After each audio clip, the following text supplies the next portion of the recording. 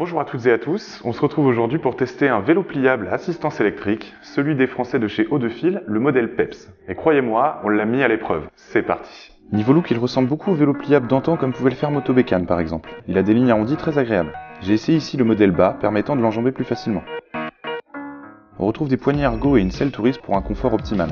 La selle est d'ailleurs équipée d'un film réfléchissant bien intégré pour compléter les lumières. Il est équipé d'une lampe avant et arrière alimentée directement par la batterie, mais il n'est pas permanent. Une option permet de l'activer sur le guidon. La batterie est amovible, possède un indicateur de charge et pèse 2,4 kg. L'autonomie estimée est comprise entre 50 et 80 km et le temps de charge entre 4 et 6 heures. Le moteur est situé sur le moyeu avant et la batterie positionnée à l'arrière afin d'équilibrer les charges. Poids final sur la balance, 21 kg. Les freins sont des V-Brake Shimano et les leviers Tektro sont équipés de grippes en silicone. Côté transmission, c'est un moyeu Nexus 3 vitesses à l'arrière qui vous permet de les passer même à l'arrêt. Comme d'habitude, vous retrouverez un écran LCD affichant toutes les infos utiles pendant que vous roulez.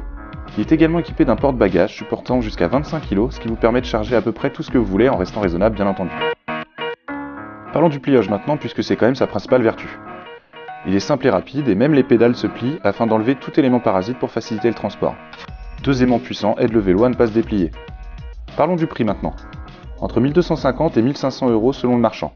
Bon, je mets la haut là tout de suite, je connais les sceptiques qui vont me dire « Oui, mais c'est un vélo pliable, il est pas solide, j'ai pas confiance. » Vous me connaissez, j'ai pu le tester, je l'ai poussé dans ce retranchement, et pour un vélo pliable, je peux vous assurer que ça tient le coup. Regardez ça.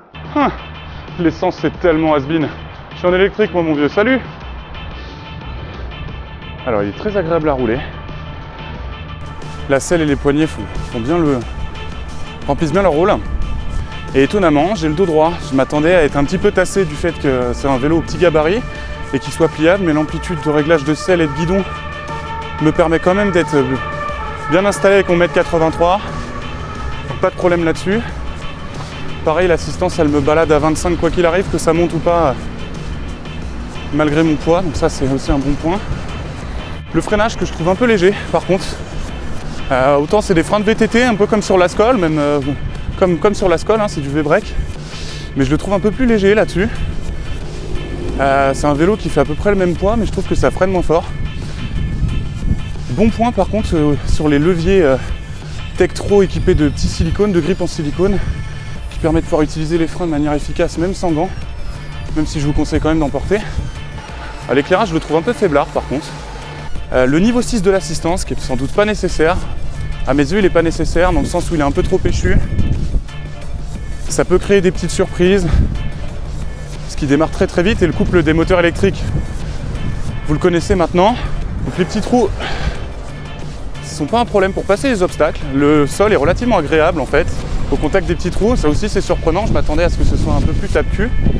Mais même les pavés, à part faire gueuler la sonnette, ça fait pas grand chose, donc un bon point également. En montée, merci de l'assistance, hein, comme d'hab, parce que 21 kg, faut les monter. Vous oubliez les monter si vous n'avez plus de batterie. Malgré qu'en roue libre, vous vous sentez vraiment pas freiné par le moteur, malgré qu'il soit à l'avant sur le moyeu. C'est pas un handicap quand vous avez plus de batterie. Faut juste éviter que ça monte trop, effectivement, que le dénivelé soit trop positif. Et sinon, c'est nickel. C'est déjà la fin de cette vidéo, j'espère qu'elle vous a plu. N'hésitez pas à poser un like si c'est le cas et à vous abonner pour ne rien manquer des actualités futures du Mobiliste. N'oubliez pas non plus les réseaux sociaux, Facebook et Instagram. Moi je vous dis à la semaine prochaine pour un nouveau test.